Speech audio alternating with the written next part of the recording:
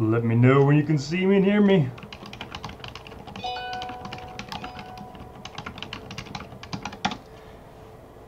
Can you hear me? Can you see me? Am I here? Am I live?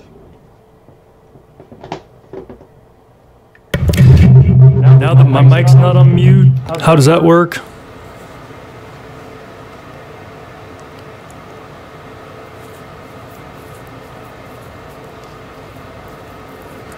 Dan Christian, good to see ya. Sorry about all that. I got a call right before I went to go online. Okay, so okay, your background noise, yep.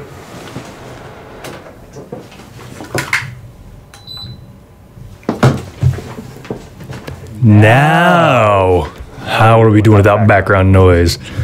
Echo. Let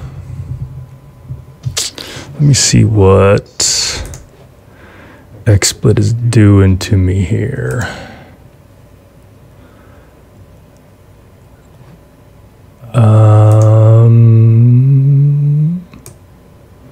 Well, I'm going to touch something. I'm going to regret this. Okay. I made a change. How is the echo? Let me know if the echo is still here post change.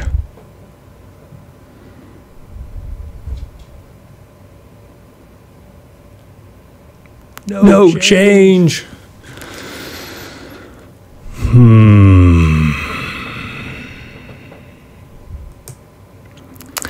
So do we think the echo is echoing off the walls, or do we think the echo is the software listening to two things at once or catching itself or something like that?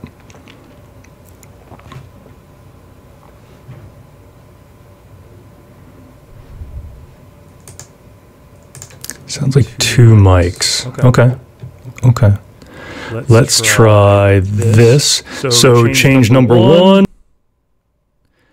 I don't know how that sounds, but I removed one thing. And change number two, I just removed another thing. That wouldn't let me remove it.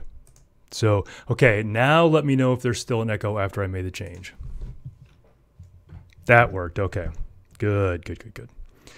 So I had one input, my Yeti mic, but I had it in twice. Okay. I won't touch a thing except to save. Yeah, background noise was a humidifier and space heater and all that. Okay. So I'm a little dark on this side. I don't know if I want to mess with that much. Let's see.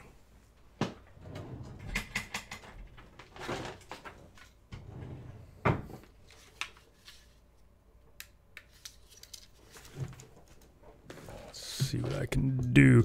Yeah, and it's because that's a window and it's super bright. All the sun glaring off of the snow.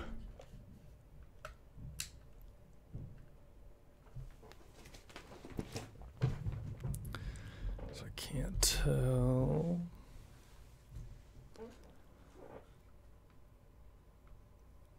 Yeah, that looks a little better. What? There's something wrong with my syskit paper? Why hasn't anybody said anything about that? Nobody tells me anything around here. Let's look at that. Okay, so let's do this. I need to do this and this. Hey, thank you, Dan. I am fresh off of a haircut. It does show.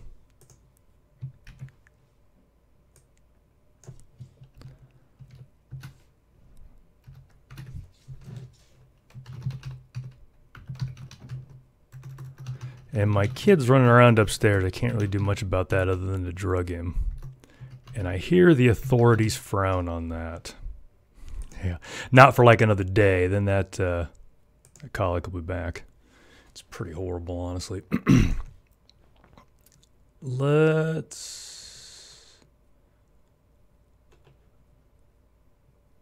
do this also. Got one more thing to put in here. Okay, so let's do this. that, and that. Come here, link. Yeah, I apologize. I got a customer call right before I went to go online. And all right, I think I'm ready to go. I think you guys are probably ready to go. Let's get this URL. I'm getting the spinny wheel on YouTube here too on my monitor. There we go. Let me tweet this out.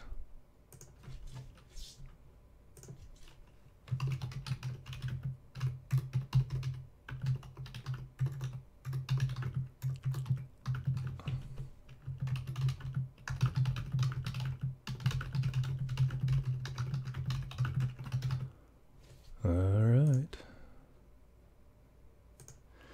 Tweet sent. All right, you guys are there. Let's do the thing. I'm going to mark those all as red. All right, visual cue for myself. 3, 2, 1. Good morning, everybody. Or hello, and welcome to Shane and Todd's Cloudy Podcast number 424, recorded live February 27th, 2019. And I am your host, and all by my lonesome, Todd Clint. Shane was busy today. He's off teaching a class, amazing people with the wow and the wonders of Power Apps and Flow.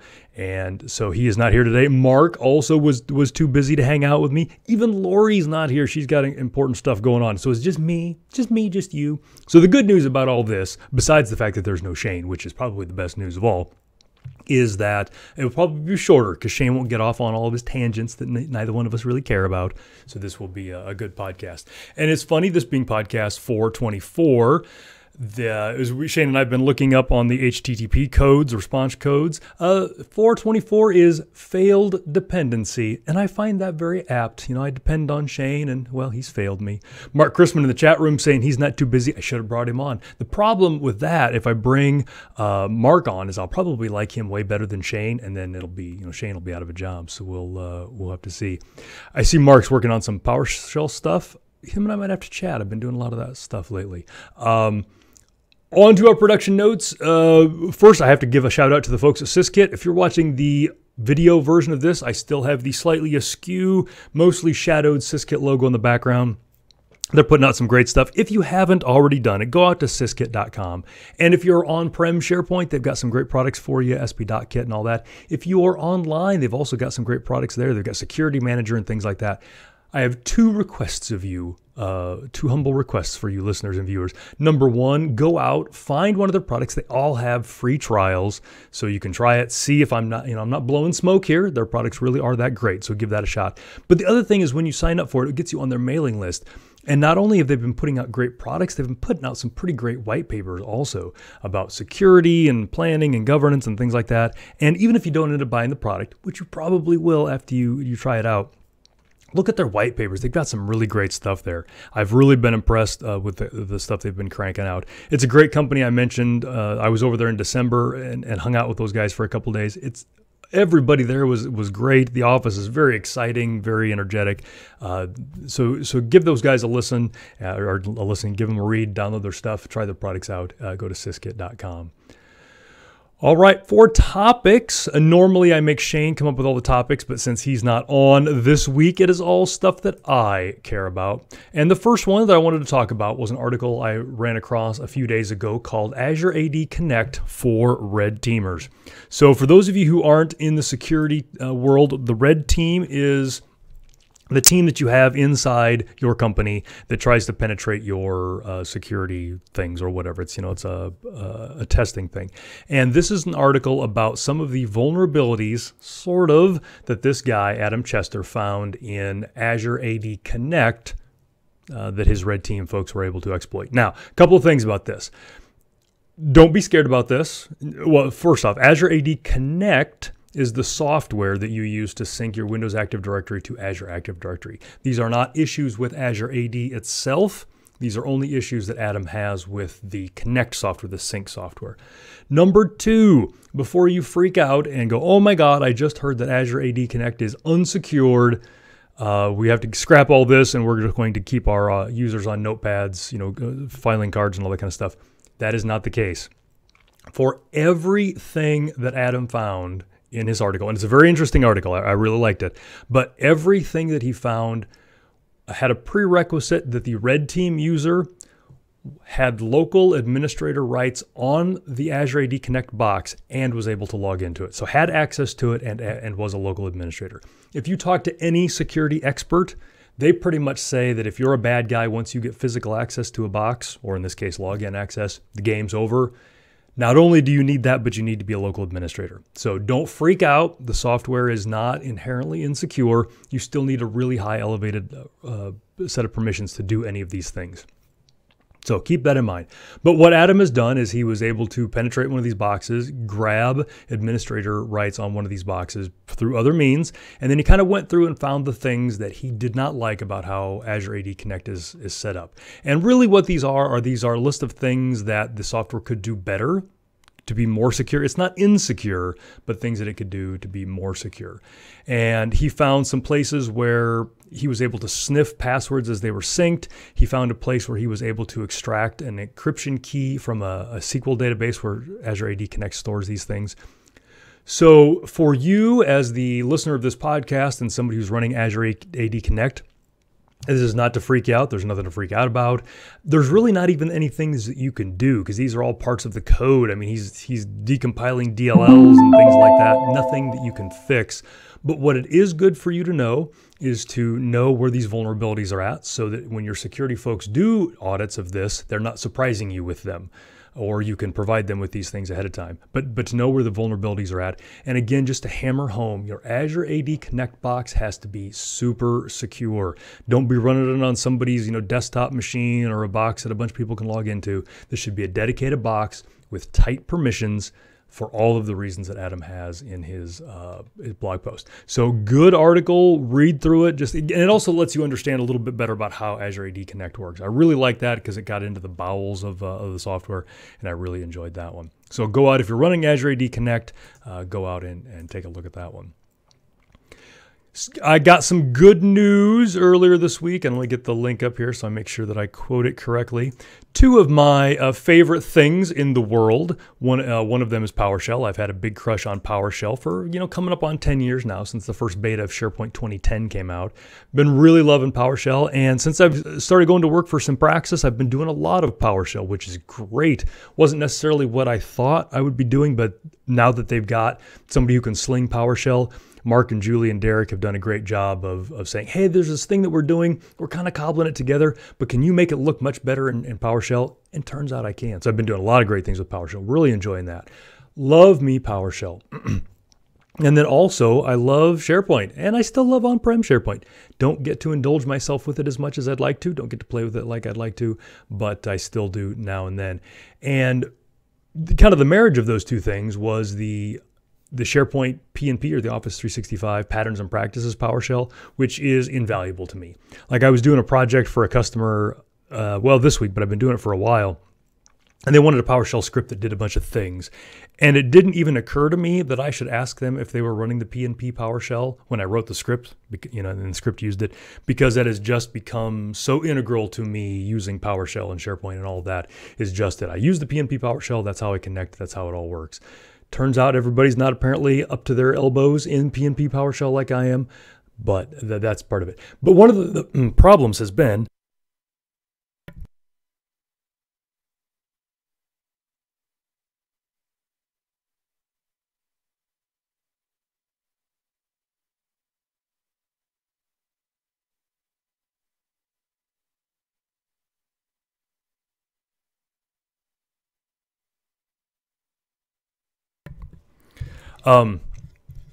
sorry about that. I just got the mute back on.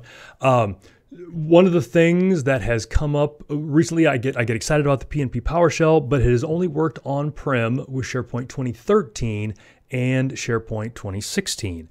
And so now I recently just saw this. They didn't give it a lot of fanfare. There wasn't a big parade or anything, but now there is a SharePoint 2019 module of the P&P PowerShell that you can grab. So if you go out to the SharePoint gallery, PowerShell Gallery. PowerShell Gallery, you can now download that module. So I'll put a link in the show notes for that in the gallery. But you can also just go out to any modern PowerShell prompt, anyone that's like PowerShell 3 and later, and use the install module and type install module -name SharePoint PNP PowerShell 2019. So in the past, you could do SharePoint PNP PowerShell 2016, 2013, or online. They've now added a 2019 thing. That's been out there for a couple of weeks. So kudos to all the folks that do the PNP PowerShell. I've not had a chance to install this yet and play with it on my 2019 farm, but it's out there and I'm very excited about it. And the version of the PowerShell, the PNP that it shows up in is 3.6.1902. So the February build of this year's PNP PowerShell. So kudos to those folks. They're always knocking it out of the park, and I'm really looking forward to playing with that a little bit. Another thing, so as I'm going around looking at things that other people build that I use, that I love, a project that's been out for a while, and it's kind of been the extension of the AutoSP installer, has been something called the SharePoint DSC. Now, DSC is something that is part of PowerShell. It's not a SharePoint thing. It's the desired state configuration. And it's tools that have been built into PowerShell for several years now, where you set up rules about how something should look, how a box should look, what software it should have installed or whatever. And then you make this DSC template and you can apply it to a box over and over again, and it gives you this desired state. So some folks in the SharePoint community have got a SharePoint DSC. So basically what this is you run this against your SharePoint on-prem farm, and it creates this DSC, this desired state configuration file from your farm, and then you can use it to install other farms and basically replicate them. So this is a GitHub project. It's pretty great. You can go to github.com/PowerShell SharePoint DSC and take a look at that. I haven't done a lot of big farms on-prem recently. Like that's sort of those folks, the folks that have had to keep a lot of farms going, either now see SharePoint Online and Office 365 as a way to not have to have all that overhead, so they've moved out, or they've embraced it all and they have great teams of people that run it all, so they don't bring guys like me in so much because they've got people that can handle it all. So I haven't got to do a lot with that lately, but DSC is a great tool. And there's a lot of small demos. Again, this is a PowerShell thing, so you can kind of play with PowerShell a little bit and play with DSC on a small scale with like individual machine things before you jump out and try the SharePoint DSC, which is out there. In the chat room, Mark Chrisman is asking about the PNP PowerShell and saying now that the 2019 version is gone, or is out, does that mean that they're going to take away the 2013 version? I don't think so. I've not asked them specifically about that. I haven't checked the stats lately on my builds page, which is kind of how I decide what versions of SharePoint people are using, by looking at the hits on my 2010, 2013, 2016, and 2019 builds pages. And 2013 is still getting a fair chunk of hits. So I think it's still out there in the wild a lot. I think there's a lot of demand. I think you can go to the gallery though and see how many versions or how many downloads the SharePoint 2019 or the 2010, 2013 build of the PNP has got, and you can kind of see what. Yeah, so it's got hundreds of downloads for the SharePoint 2013 PNP. 2016's got more and all of that. So that's good. But yeah, I think it'll be around for a while. But if I hear anything, I will update you guys. And this is another interesting thing. So Brett Cartwright is saying that he's doing some Microsoft engagements, and they're using DSC to help build their farms out. So that's good. That's a good thing. And that's one of those things where, like, I'm a nuts and bolts guy. I like playing with technology. I like installing SharePoint. I like configuring farms. It's peaceful for me. It's some people like to garden. I like to install SharePoint. So on one hand, I don't use these tools often because I enjoy doing the thing that they replace. But on the other hand, I get that I'm a little weird in that aspect. And so I can understand why people would use these automation things if they have to do a lot of them. So it's a good tool to have out there. So kudos to those guys. If I had more free time and all that, I would play with that a little more and give you guys more of an overview of it. But I don't use it much. I don't have a lot of business that would benefit from that. Speaking of GitHub projects and all of that, just before when we were doing the pre-show, chatting in the chat room and all that, Brett Cartwright gave out another great GitHub project, the Windows 10 debloater. So I will put a link to that in the show notes as well. This is something and I'm going to cover here in a minute. I've been installing Windows 10 on a few new boxes lately and playing with some new Windows 10 builds. And there's some bloat there. There's some cruft. Not nearly as bad as it used to be. Like I feel like in the Windows 95, 98 time frame, we really hit some heavy bloat with, Dell adding a bunch of things and people having Microsoft install things, AOL, that kind of thing. I think the bloat was really bad. I feel like bloat is not as bad now as it used to be with third-party things, but now the OS has a lot of things built into it, a lot of games and things that I don't care about for what I'm doing. The average user, my mom, probably loves these things. Mark Chrisman in the chat room is saying that he does want to keep Candy Crush. I don't blame you. If I could be a professional Candy Crush player, I would probably give all this up and do that for a living. Candy Crush is a lot of fun. But for some folks, they want to get rid of all those things. So the Windows 10 debloater is a GitHub project that is a PowerShell script. So you can see all the things. You can open the kimono. You can see behind the curtain, you can see all the things that it does. And it also tells you, it's all pretty upfront, with all the things that it does. And it removes a bunch of packages from Windows. It removes a bunch of scheduled tasks that are running in the background. A bunch of the things like the Twitter client, the Pandora client, the Flipboard client. It removes all of those things and just gives you a trimmed down version of Windows 10. Since I just heard about this thing, 35 minutes ago, I've not run it on anything. Brett says he's used it a couple of times and he swears by it. So if you've got Windows 10 installs, you might want to take a look at this. And Brett brings up an interesting thing in the chat room. That is, since it's a PowerShell script, if there's something that it takes out, like your beloved Candy Crush, and you don't want it to, it's just a PowerShell script. You can just remove it. You can just comment it out and run the script and take advantage of all the other great things. So I like this kind of stuff. This is good. This is one of those things where there have been a lot of these kind of projects in the past, and while I probably won't run them exactly the way they are in GitHub, since it is just a script and I can get the code, it is the thing that I base the thing that I use on. So I would download this, I would go through, I would do like Brett does, I would comment out the things for the stuff I want to keep. I have a script that I run on Windows servers that sets a bunch of settings that I like it takes the taskbar and makes the icons full size unless the taskbar is full, a bunch of things like that. And so then I would add my code into this. So this would be, the basis for the thing that I ended up running myself. And that's, so these are very good things to take a look at. Iterate on somebody else's hard work. And thanks to Brett for mentioning this in the chat room. It's funny because I already had a thing in my notes about this and Brett's thing kind of bring it on.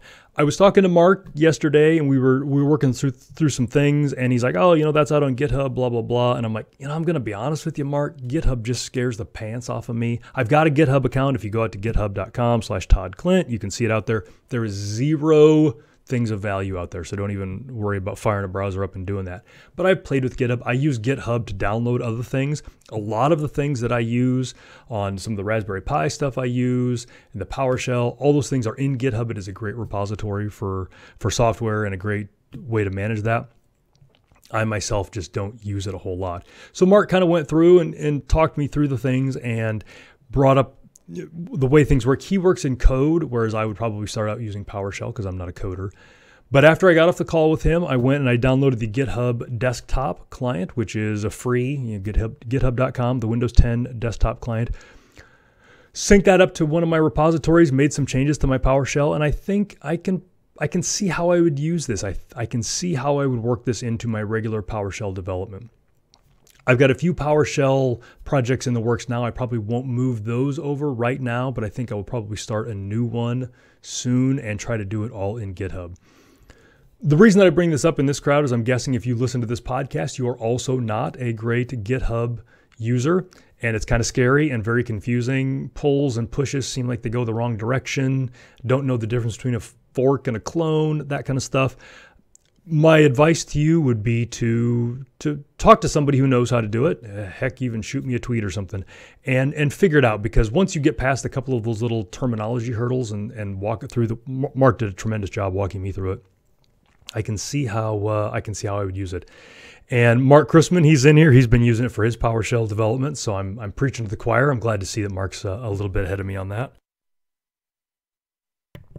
So this works into another one of my goals. I want to make some of my other code more available. I write a lot of PowerShell functions and scripts and things like that. I want to make those easier to distribute for people, easier to update and those kind of things. So I think I'll probably start doing that. And with Microsoft buying GitHub a while back, they've done this thing where you can not pay for GitHub and have private and public repos and have some more control over that.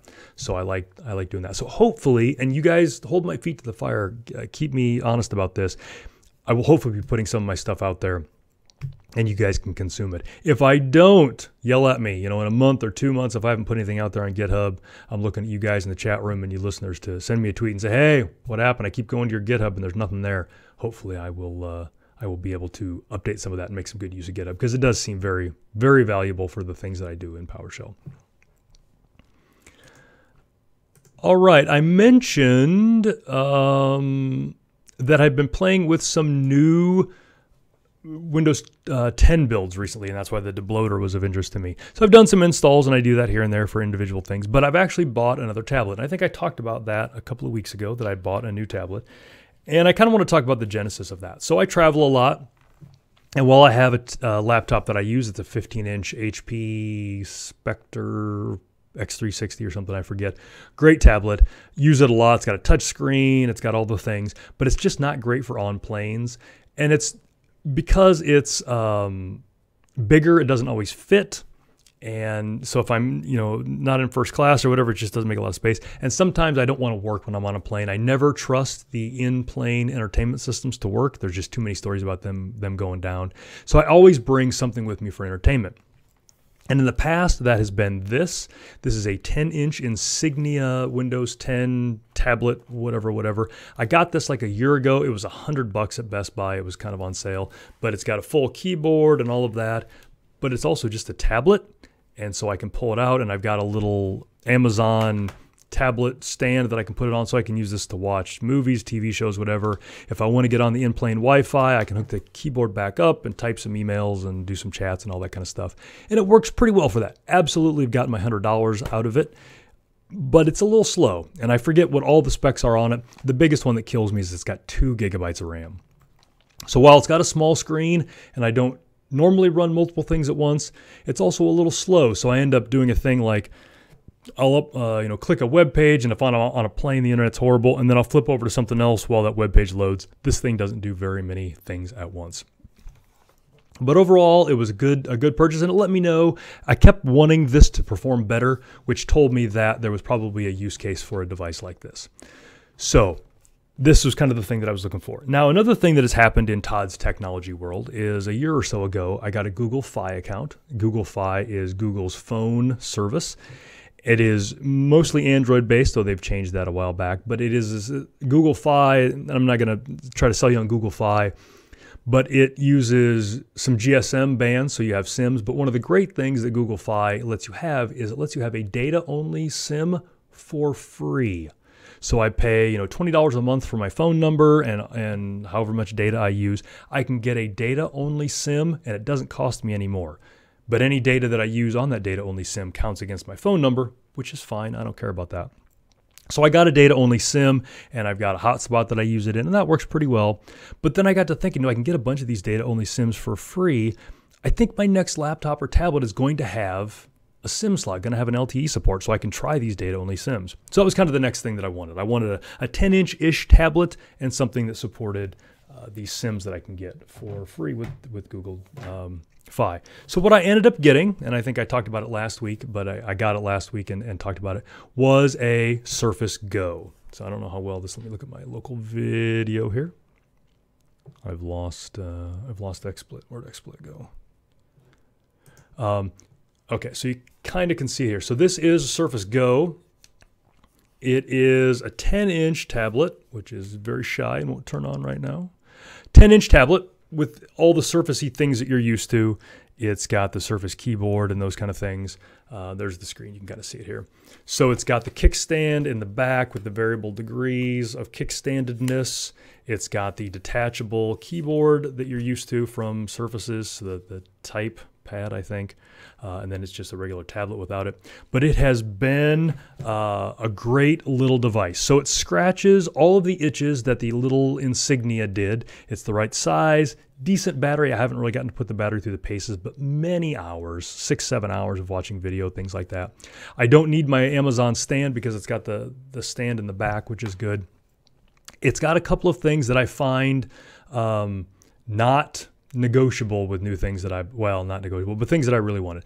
Number one, while it uses the proprietary Surface charger, so if you've got a newer Surface device, you're used to that. It's the charger's got a little edge connector on it. It uses that, but the Surface Go also has USB-C.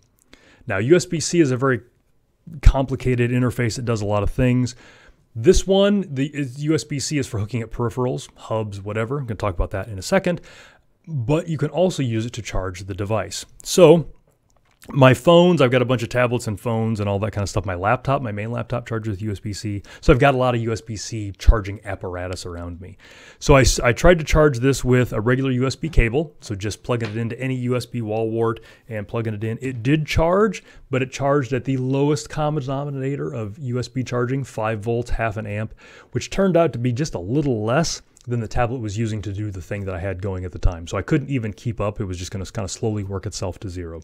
That didn't work. So my main phone is a Samsung Galaxy S8. It also charges with USB-C, and it has a charger that works a little better. So I tried that charger with the Surface Go. It didn't charge at all. Didn't even recognize there was a charger attached. So I got a little confused. I was thinking that should work better. Then I tried my laptop charger, which is USB-C, plugged that in, poof, started charging. So I did some research. USB-C has a bunch of different profiles. It will always charge with the regular USB charging. So the 5 volts, half an amp, that's the thing I plugged in. Above and beyond that, USB-C has to support a PD or a power distribution profile, and there are several of those. And the highest one is like 19 or 20 volts at, I remember, an amp, something like that. So what had happened was my Samsung charger that I hooked up to my phone was also using the PD, the power distribution profile, but it had a profile that the tablet did not recognize. The laptop one did. So that's why I was able to charge it. So now I'm able to charge my Surface Go with USB-C, with all the stuff that I've got. My charging bricks and all that kind of stuff. I don't need to take the Surface Edge charger with me. And the great deal is that I can use that same charger for phone, laptop, whatever.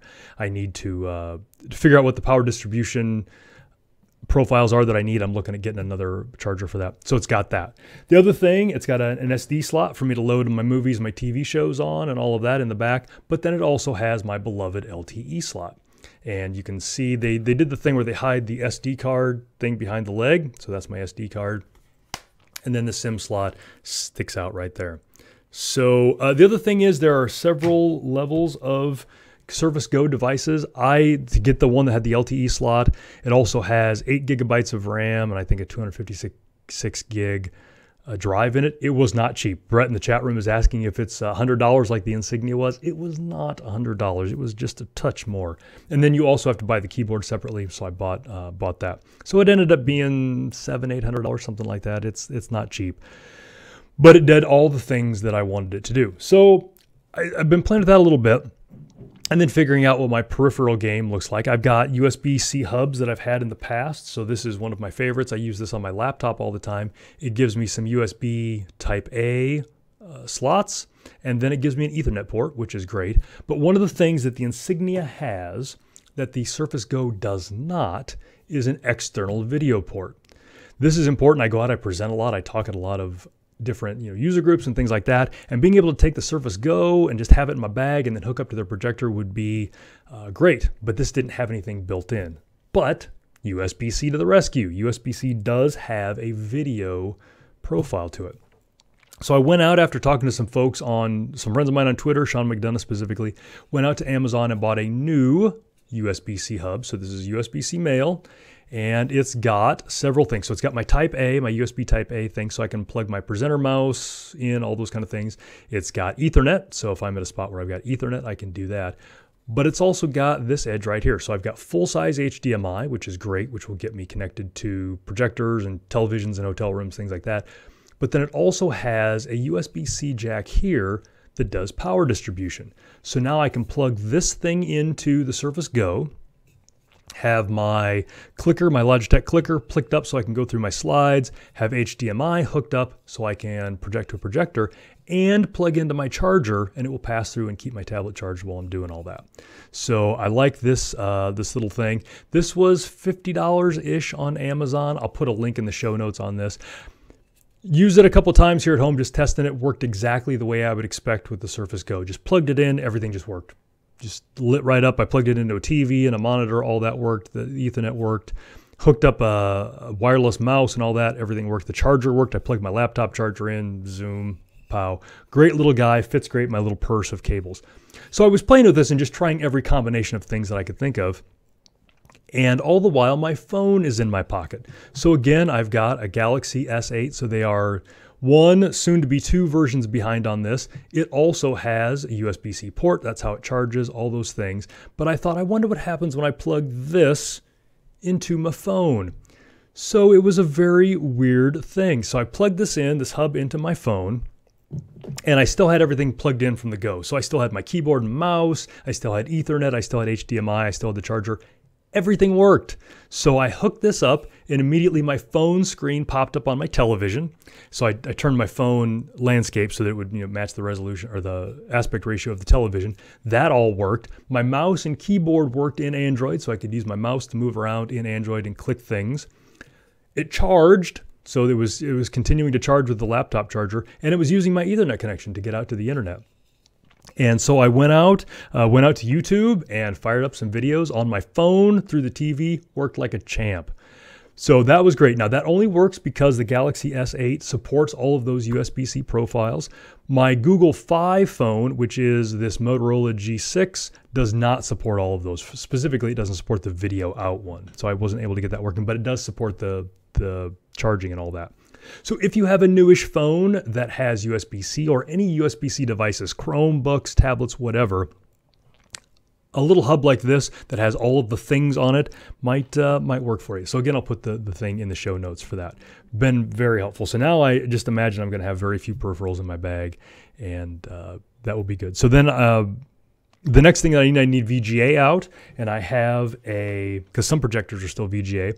So I have an adapter in my bag that goes from HDMI to VGA. So I've not tried it yet, but after the show, I'm going to try hooking that up to here and see if that works on VGA. And then I'll have all the things that I need. So I will continue to take my laptop with me everywhere because the screen's bigger and it's faster and all those kind of things.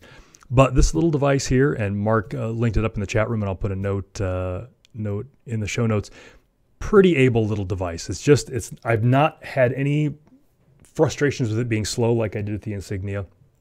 It's been a good little device. And I've taken it out a couple of times just to try the LTE out. Right now I've got an AT&T data SIM in it, and I'm in the middle of nowhere, Iowa. I'm in Ames, Iowa. And when I run the Windows 10 speed test, I get 30, 40 megabits down with the AT&T stuff. So I have no concerns when I travel that will be a problem. So I'll probably do some kind of official YouTube a review of this and just kind of show off the stuff, but I thought I would mention it to you folks as well. And if you've got any questions about it, give me a shout, whatever. But good little device, been happy with it so far. Speaking of people being happy, I just got back from SP TechCon a couple of weeks ago, and one of the things I got to do was hang out with my friend Ruth Shire. She was there, and she put out a blog post entitled "Why I Attended SP TechCon Austin 2019." Now, this is a good thing because people ask me a lot, which conferences should I go to? Should I go to this conference? Should I go to that conference? I can't speak badly about any of the conferences that I go to, not because I'm a toady and won't do that, but because I just don't go to any bad conferences. But I also recognize that my conference experience is a little different than the people that are asking me. Number one, I'm a speaker, so there's just a different level of expectations and preparation and all that. And number two, I don't go to many sessions when I'm there. Like, I just have a different experience. So I tell people these things and I give them those caveats. But what I don't often have is somebody who is like them, somebody who's looking for the same things to point them at. And so Ruth Shire's blog post is a good one with that. She was an attendee. She went to sessions and all that. And so she talked about all the things that she liked, which is great because that's the kind of things that other attendees will go to. But the other great thing that Ruth did in her blog post was she called out a bunch of the people, the speakers and all that she liked. and gave them some, links to their blogs and Twitter and all that kind of stuff. So that will help you figure out, if I'm going to a conference, oh, Ruth saw this person, they saw Vlad present a thing. I wonder what Vlad's got going on. Well, here's Vlad's blog and Twitter, those kind of things. So really great job on that blog post by Ruth. I appreciate that. And you can get to that at summit-consulting.net. Again, links in the show note. So shout out to Ruth for writing that up. It was very nice. I was happy to make it in the list of the excellent speakers that she enjoyed. And more importantly, I was above Shane in the list of speakers that she enjoyed. So as long as I get top billing over Shane, like everything else is just kind of gravy. But go check that out. And finally, Shane and I talk a lot about the podcasts that we listen to. I listen to a lot of podcasts. I'm in a phase of my entertainment right now where I listen to a fair amount of music, but if I'm driving someplace, road tripping, I like to have my mind engaged usually, so I will listen to podcasts. I listen to a lot of those. Ironically, or maybe unexpectedly, I don't listen to a lot of tech podcasts. I listen to a few, but not a lot. Not because I don't like tech podcasts. A lot of my friends do them.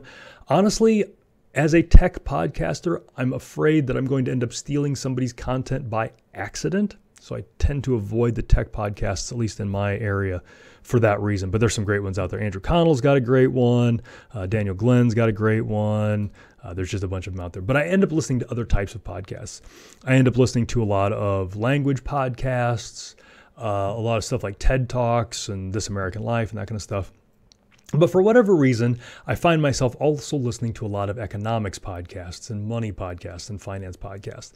And one of them that has been in my list forever, I've been listening to this podcast for more years than I can think of, is Slate Money. I've really enjoyed that podcast. It's economics only. It's, crazy economics things in European. One of the hosts is from Europe, so he has a take on that. But it's a really great one. And I've fallen a little behind, but I noticed that they started a new series of podcasts. One of the people that when I started listening to him, one of the people on the podcast, Kathy O'Neill, had moved off and done some other things, but she had come back and she's doing a series of podcasts with Felix on travel. And I find this interesting because they're kind of hitting travel from an economic standpoint, sort of. Really, it's two old friends sitting around talking about travel, which is fun because Felix and Kathy are fun to listen to. But it's interesting because they're seeing it from my side. So Kathy wrote a book called Weapons of Math Destruction recently about algorithms and how they're changing the way that we live. And because of that, she's gotten some notoriety. She's done a TED Talk. She's been asked to speak at conferences and speak at Davos and all that kind of thing. And so now she's doing the kind of travel that I do. So it was a very kindred spirit as I was listening to this. But she's doing these podcasts on, things that she doesn't like with travel, ways to make travel better and all of that. So I thought I would share that with you guys. A lot of the people that I see in the chat room and listen to this are people who travel for work, and that's what this is. And it's good to see. It's good to see people having the same problems, but it's also interesting because Kathy's like, I won't fly anywhere overnight unless they can put me in business class or first class because I have to sleep. And she was talking about how she turned down a speaking gig because the accommodations weren't good. And she's like, it's so taxing when you travel for work. And if I don't have these kind of things, I just won't take the gig. And she's like, but I also recognize how horrible that sounds and how ashamed I am of myself that this is the thing that makes me turn it down because the hotel's not nice enough or the flights aren't nice enough.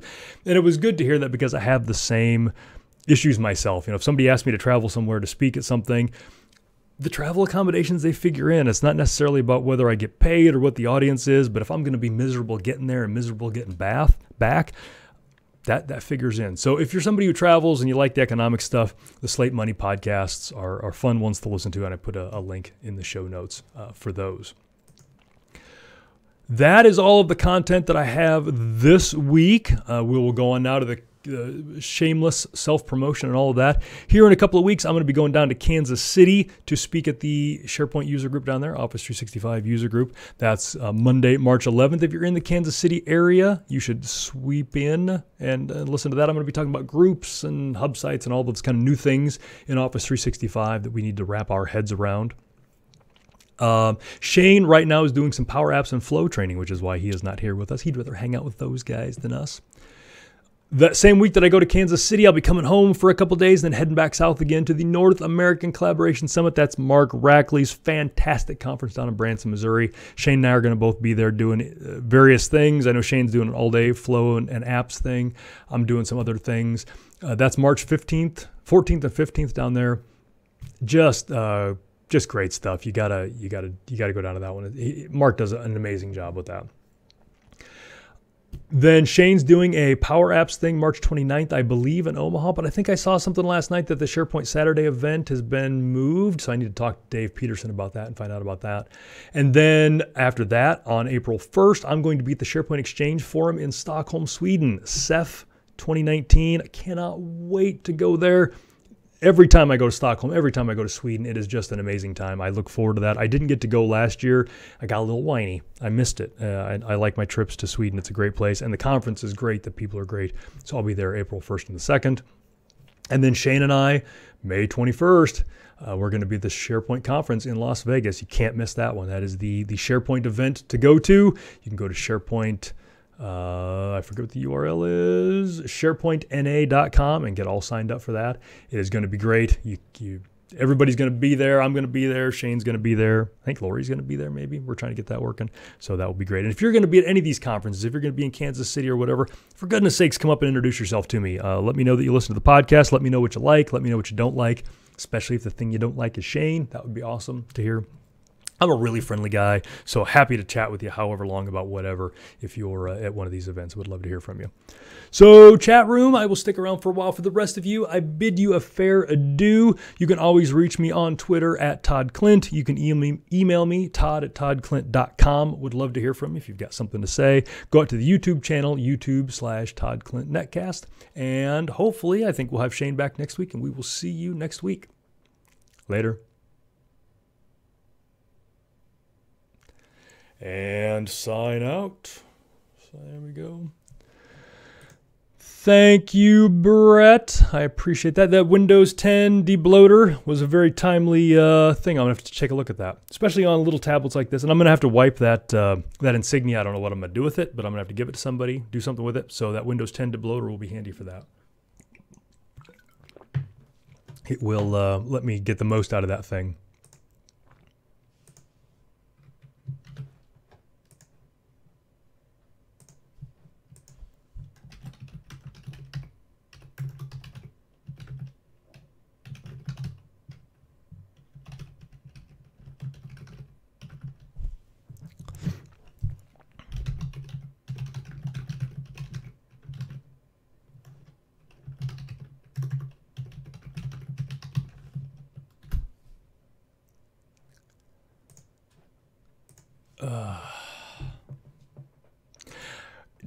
Times like these, shows like these, make it very clear to me how much Shane and I lean on our banter for content.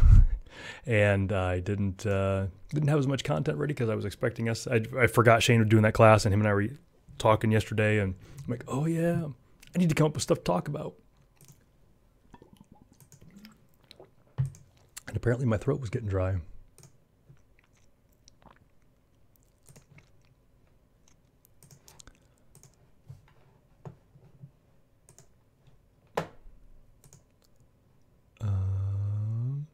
It's a good one. I've fallen a little behind on that one just because I've got some other things going on. It's a good one to have in the background. I also listen, and I don't know if anybody cares, but I'll bring up my podcast app here and tell you what some of my favorite podcasts are. I've been thinking about putting a list of that crap on my website, but then I have this idea like nobody cares what I listen to. Like what an incredibly self-indulgent, dumb thing, but for economics and numbery things and all that, obviously Slate Money, Planet Money from NPR, Freakonomics, The Indicator from NPR. I think I've got another one hidden in here somewhere.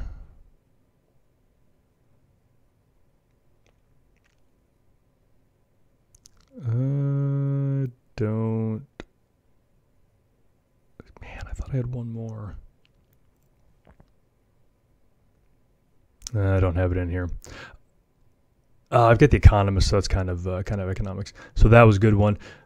For tech ones, the ones that I have are, again, not this kind of tech stuff, but Cyber Motherboard from Vice is one that I've got. Hackable, I think that's this blah. So that is hackablepodcast.com. Just kind of know what's out there. I got to test a couple Tesla podcasts. The Internet of Things podcast. I love that one. Yeah, so I don't have a bunch of Leo stuff on here, and I need to add those. I haven't done that. So I'm one of these guys that I've found I like things better if I understand them. I just can't like things because they work. I have to understand how they work. So I've got a ton of podcasts about that kind of stuff. So like Hidden Brain is one of them. Invisibilia is one of them. Just how things work. Stuff You Should Know is a fun one. Omnibus is a fun one. Choiceology is a fun one. Just all these weird things that I listen to. DTNS. I think I meant to have that one.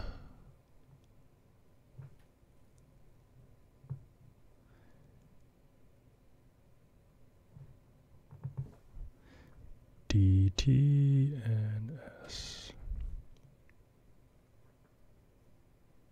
Didn't find it. I'll look later. Completely unrelated, but I'm on Android, obviously, and I use an app called Pocket Casts for my podcasts. Love it. Good interface, all that kind of stuff. But one of the things that I love most about it is it also has a web interface. And so if I'm listening to a podcast in my car, I can come home and finish it on the web, and it's synced up and all that. The other great thing is in times like these, if I want to add a podcast, I can do it from the web with a keyboard and a mouse and all that, and it adds it to my phone. Love Pocket Casts.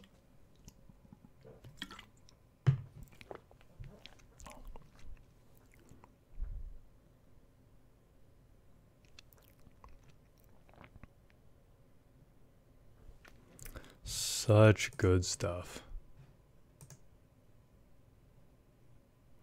Wayward Podcast. Well, let me see. And of course, after I say that, I'm typing this on my phone instead of doing it on the web interface.